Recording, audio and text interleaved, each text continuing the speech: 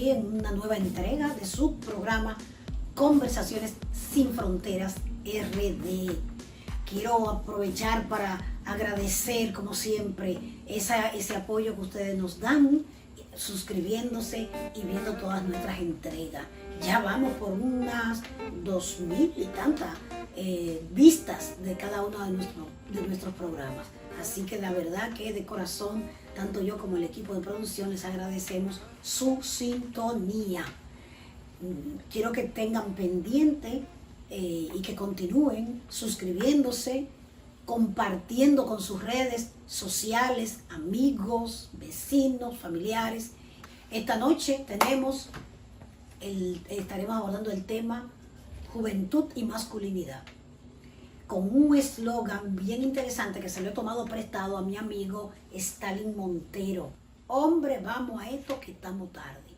Cuando hablamos de masculinidad, estamos hablando de la necesidad de cambiar el chip, de coger otro chip con respecto a la masculinidad. De manera que hoy vamos a hablar sobre todo eso en este contenido que le hemos preparado para hoy. Hombres, vamos a esto que estamos tarde. No te pierdas este viernes 26 de abril a las 8 de la noche tu programa Conversaciones sin Fronteras RD. Tendremos como invitado especial al Dr. Luis Berger. Trataremos el tema Juventud y Masculinidad.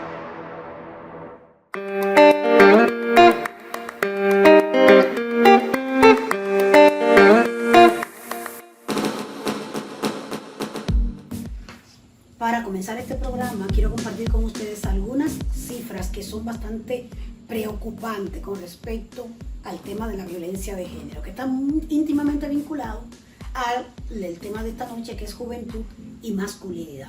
Resulta que en el año 2024, o sea, en este año en República Dominicana, hemos sido testigos de unas escalofriantes cifras de feminicidios. Una problemática que persiste como una de las más graves en el país. Estamos hablando que hasta marzo de 2016, al menos 10 mujeres han perdido la vida a manos de su pareja o de expareja, revelando una realidad alarmante, como decía, que demanda una atención urgente. Una atención urgente tanto de la sociedad dominicana como del Estado mismo y del gobierno también.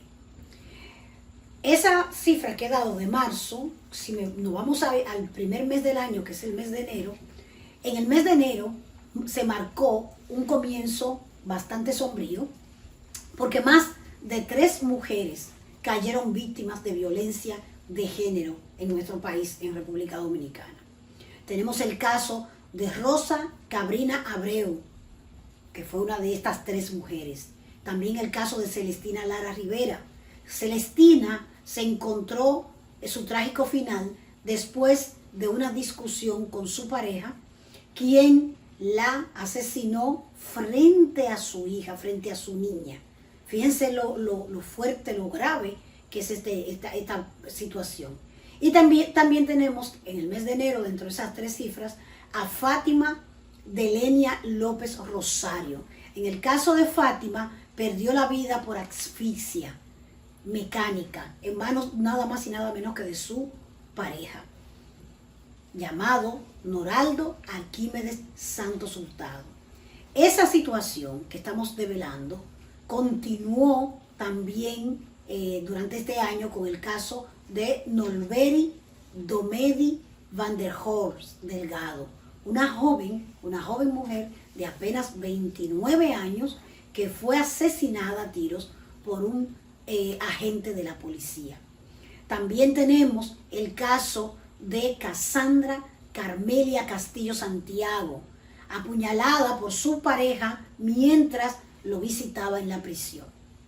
El caso también de Tania Agustina Gómez se suma a esta gran lista, siendo asesinada, apuñalada por su expareja, porque estamos hablando de la pareja, pero también de la expareja.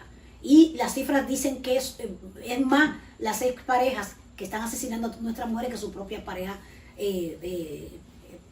o sus propios compañeros de vida.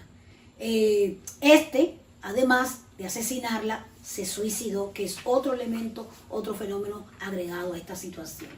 En febrero entonces estamos hablando que el horror siguió y continuó con el caso de Alexandra Trinidad Liriano, quien sufrió quemaduras graves tras ser incendiada por su pareja. Susana Santana Fabián fue otra de nuestras mujeres que perdimos, quien fue rociada con gasolina y prendida por su compañero, dejándola gravemente herida hasta que finalmente falleció. Es decir, que cuando las mujeres decidimos separarnos, no nos dan la oportunidad de poder tener una vida tranquila, sino que esta persona, entonces, aferrada a esa relación, en esta construcción de género, en donde el hombre le hemos enseñado que las mujeres somos propiedades de ellos, que estamos para servirle, y ellos que lo interiorizan porque se le enseña desde muy temprana edad, entonces no pueden cambiar ese chip. Cuando se ven ante la realidad de que la mujer, ante los maltratos, ante los golpes y las heridas que le pueden propiciar, le plantean una separación, entonces vienen y deciden asesinarnos. Y luego muchos de ellos incluso se quitan la vida. Es necesario analizar este tema sobre masculinidad a partir de la masculinidad hegemónica, obviamente, en todas sus tipologías, cómo las concepciones de masculinidad están intrínsecamente ligadas al tema de violencia y en particular a la violencia de género. ¿Sabían ustedes que el 98% de las personas que cumplen prisión en nuestras cárceles son hombres? Ese dato, esa cifra debe ponernos a pensar y a reflexionar sobre esta situación. Pero además, desde el año 1994 en el Cairo, se suscribieron compromisos internacionales, de los cuales República Dominicana es signataria porque firmó el acuerdo, que refieren, en el caso de la conferencia de Belén do Pará, refieren que es necesario que los estados, esta conferencia insta a los estados a que trabajen con los hombres para alcanzar la igualdad de género en sus respectivos países. Pero, ¿cómo podemos hacer esto? ¿Cómo esto puede ser trabajado desde las políticas públicas? Pues precisamente esta noche hemos elegido este tema sobre juventud y masculinidad y la vamos a trabajar con el maestro y psicólogo, el doctor Luis Vergés. Luis Vergés, psicólogo clínico, experto en el tema de masculinidad y de violencia de género, pero además el doctor Vergés tiene la responsabilidad de que es director del Centro Conductual para Hombres en la República Dominicana. ¿Quién más que esta persona que trabaja todos los días y cotidianamente con nuestros hombres que han pasado por estas situaciones de violencia desde su masculinidad hegemónica, para que nos permita, nos contribuya a analizar qué significa esta de la masculinidad y además cómo podemos trabajarla desde nuestro escenario para poderla transformar hacia una nueva masculinidad que contribuya a la eliminación de la violencia y en particular de la violencia de género.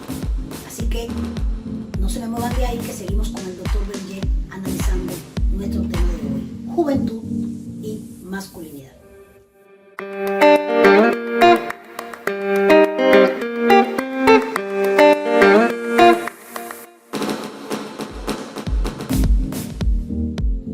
Seguimos en nuestro programa Conversaciones sin Fronteras RD, recordándoles que deben darle me gusta, compartir y darle a la campanita de notificaciones si les está gustando para que sigan recibiendo nuestras entregas.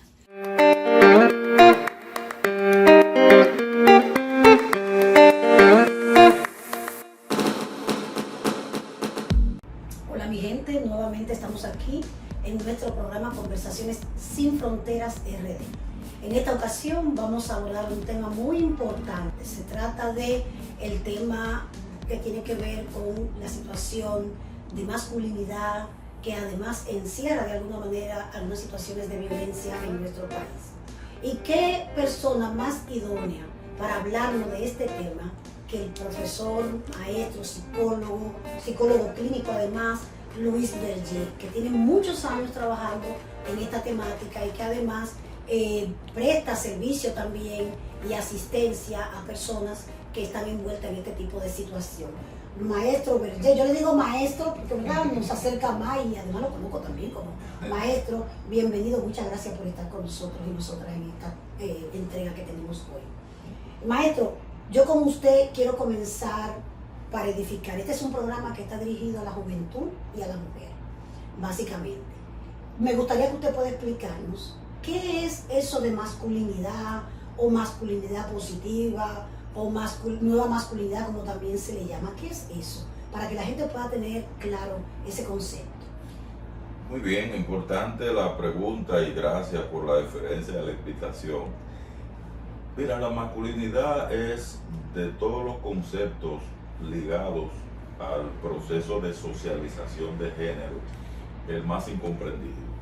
Y es el más incomprendido porque paradójicamente ha habido una cultura dominante masculina que no se ha interesado en comprender. Y de ahí que ha venido un cuestionamiento, sobre todo por las diferencias que se observan en la manera como cada quien vive su masculinidad. La masculinidad es el concepto que cada quien tiene de cómo vivir su hombría, su condición de ser hombre, pero no todo el mundo lo vive de la misma manera. De ahí que viene la llamada masculinidad hegemónica, que es aquella forma de masculinidad donde la gente se valida sobre la base de sentir que es superior a otros hombres. Fíjate cómo a lo largo de la historia de la humanidad hemos tenido el hombre blanco que se creyó superior al hombre de origen afroamericano, hemos tenido el hombre jefe que porque tiene dinero cree que los demás hombres son menos que él, y ese concepto de masculinidad hegemónica ha permeado lo sociocultural y ha afectado la dignidad de muchos hombres, de las mujeres, y también ha enfermado al mismo hombre.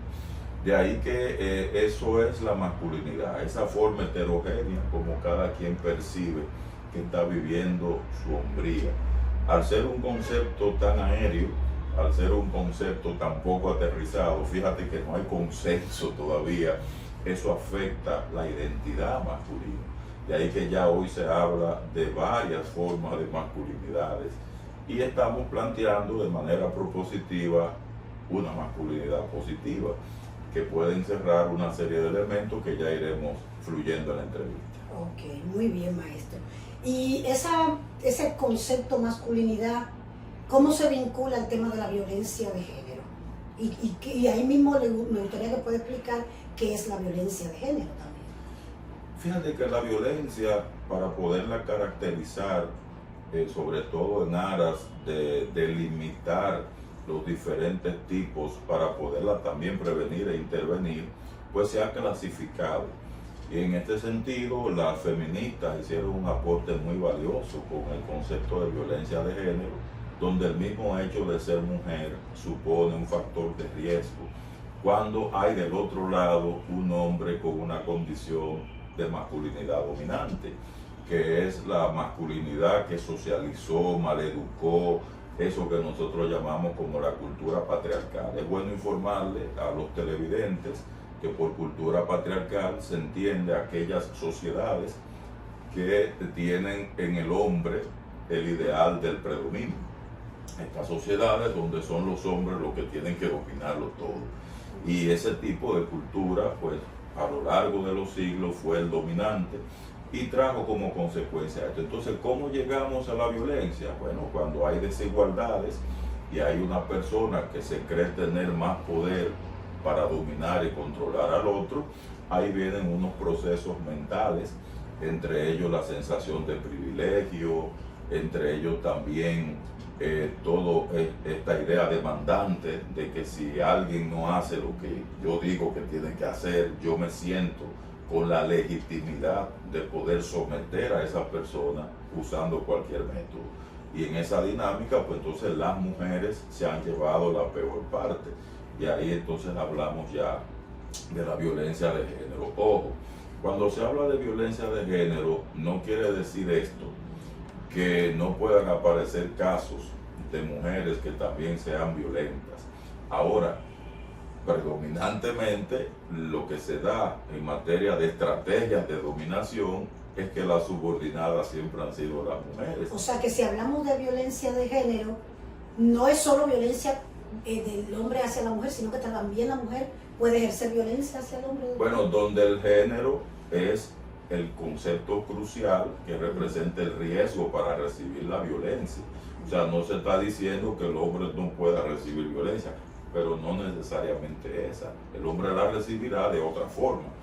Pero estadísticamente lo que se ha visto a lo largo de la historia de la humanidad es que la violencia de género, en particular, las víctimas predominantemente son las mujeres. Ya vamos a tener otro tipo de violencia intragénero, por ejemplo, que es la que se produce entre los hombres hacia otros hombres, entre mujeres hacia las mismas mujeres y otras denominaciones más. Y bueno, y enlazando lo que nos decía ahorita del tema de la masculinidad y ese concepto de una masculinidad diferente.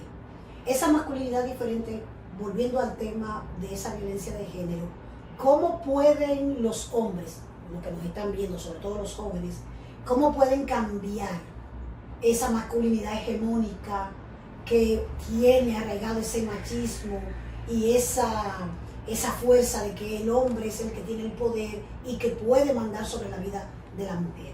¿Cómo puede trabajarse esta parte? ¿Cómo pudieran ellos trabajar? Mira, la primera dinámica, por llamarlo de alguna manera, que debemos cuestionar es en base a los beneficios y a los daños. Y cuando cuestionamos y evaluamos los beneficios de esta masculinidad tradicionalmente hegemónica, dominante, discriminatoria, vejatoria y abusiva, el saldo es pérdida para todo el mundo. Vamos a tener las guerras, vamos a tener las discriminaciones, las exclusiones. Fíjate cómo vivimos los tiempos del Ku Klux Klan. ¿Quiénes eran esos? Bueno, eran hombres que se entendían superiores a otros hombres. Una raza superior. Una raza superior a otra. Sí. Fíjate lo que pasó con Hitler y el nazismo. Entonces, cuando tú haces un sondeo de qué ha representado para la humanidad esa forma de vivir la masculinidad, es un asunto de perder. Y nosotros lo que estamos planteando es cuestionar ese estilo de masculinidad bajo la premisa de que es posible un ganar-ganar. Un ganar que se entienda no es para que el hombre deje de ser hombre, sino para que el hombre viva con más calidad y permita que fluya esa calidad interpersonal, esa calidad social y sociocultural en todos los estamentos y dimensiones por una nueva cultura. Una cultura que no permite el abuso, que no se aprovechen las personas de las desigualdades para aplastar a los demás. Porque como tú lo sabes, que trabajas el tema, las desigualdades constituyen el principal factor de riesgo para recibir violencia. Y precisamente cuando hay desigualdades y hay hombres con estos estilos de masculinidades, pues la posibilidad de violencia crecen exponencialmente. ¿Y qué concretamente tendrían que hacer los hombres, y sobre todo esta nueva generación, para que pueda poder tener esa masculinidad distinta? Cosas específicas así, de comportamiento, me refiero a los comportamientos. ¿Qué estaría haciendo un hombre que se sienta con una masculinidad positiva? Lo primero vamos a plantearlo por objetivo, porque recetas no hay. Eso sí es importante saberlo, porque si las hubiera sí, ya tendríamos el problema solucionado. Pero el primer objetivo es entender los aspectos que son saludables, los aspectos que contribuyen al desarrollo, los aspectos que favorecen incluso la misma longevidad que aspira a todo ser humano, porque nadie quiere morirse joven. Fíjate cuando, y es una primera recomendación práctica, busquemos las estadísticas. Y vamos a ver que los hombres estamos muriendo 5 años antes que las mujeres, promedio. Ciertamente. Nos vamos a ver, eso para verlo en la dimensión salud, vamos a ver lo que ocurre con la renuencia a ser cuidado. Fíjate que hay 3 conceptos: cuidar, dejarnos cuidar, oye bien, cuidar a los demás pero también dejarnos cuidar.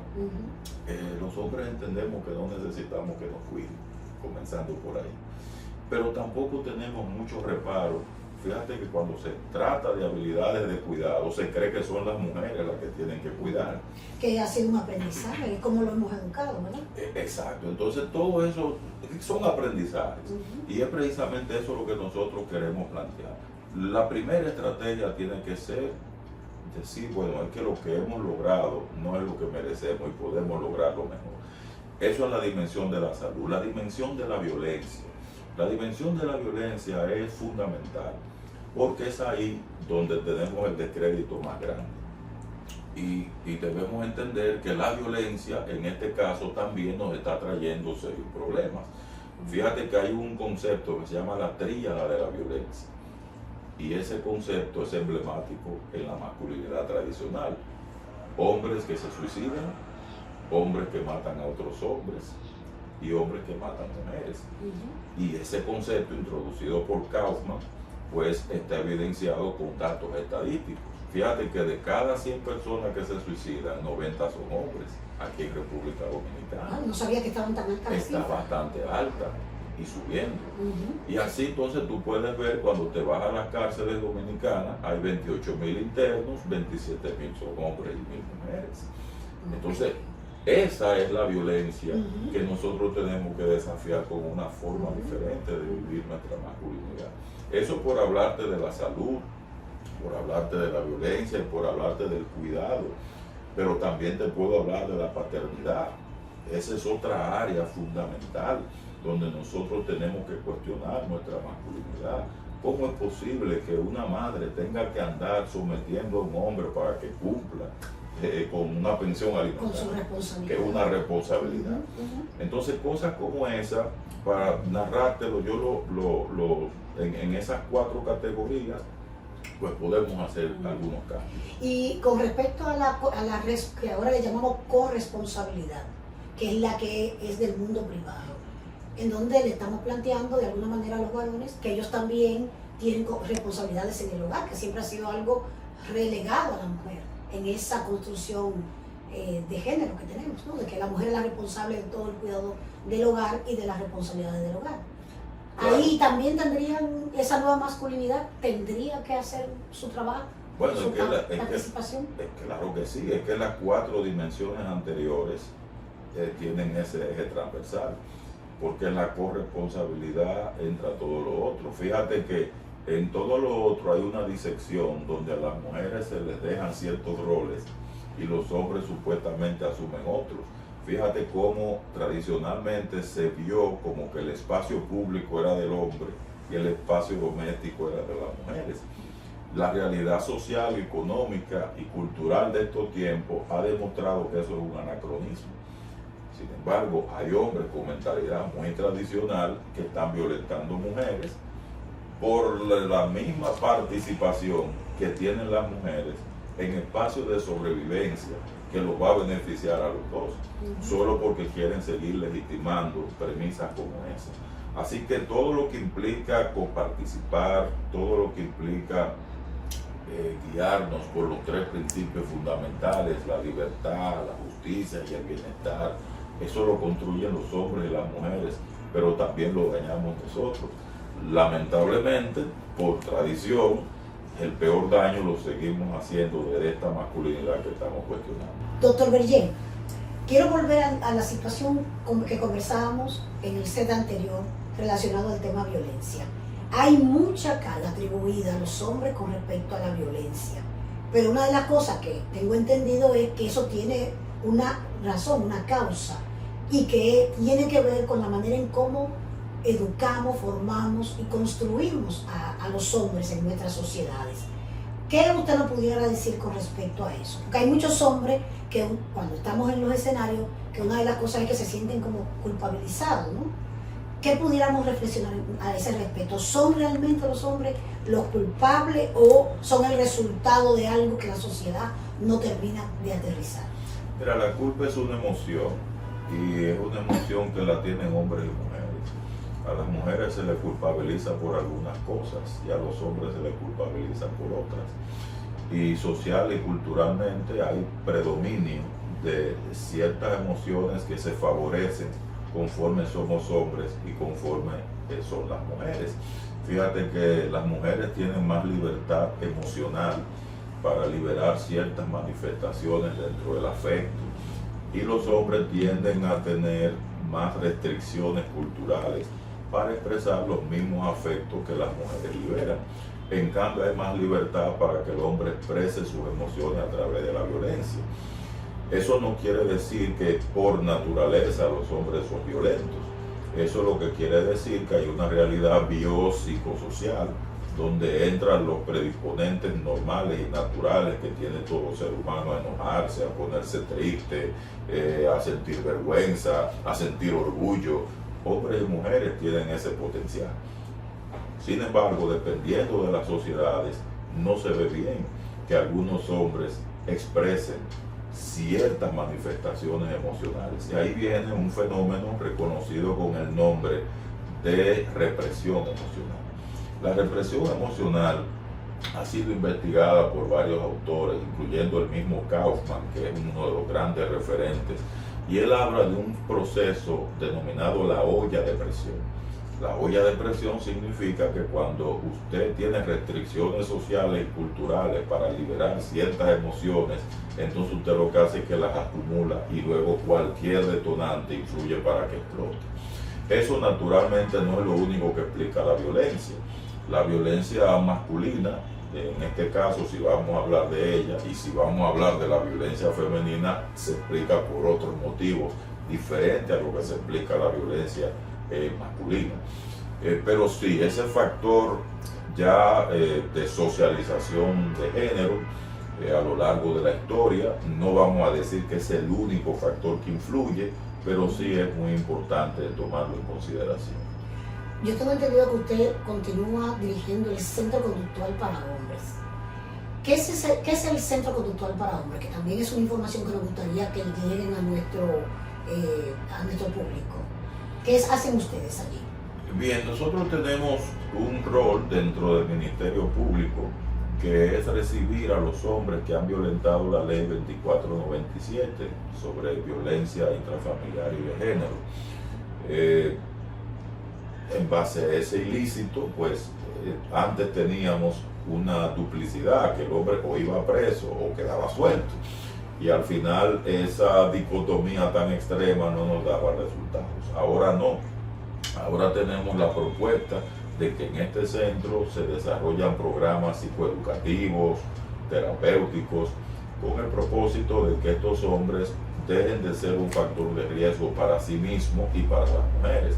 Y cuando te digo un factor de riesgo para sí mismo, es por la alta tasa de suicidio que tenemos en hombres, y para las mujeres por la forma que ya hemos visto estas estadísticas tan lamentables de feminicidios. Hay normalmente dos factores importantes que nosotros intervenimos.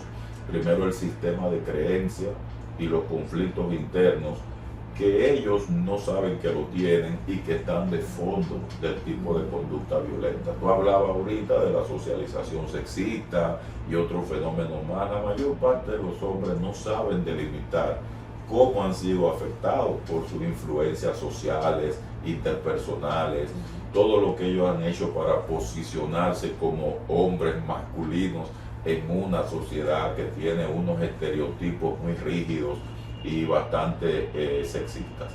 Entonces todo esto es parte de lo que se trabaja, amén de estrategias conductuales, cognitivas, manejo emocional, regulación y muchos factores más.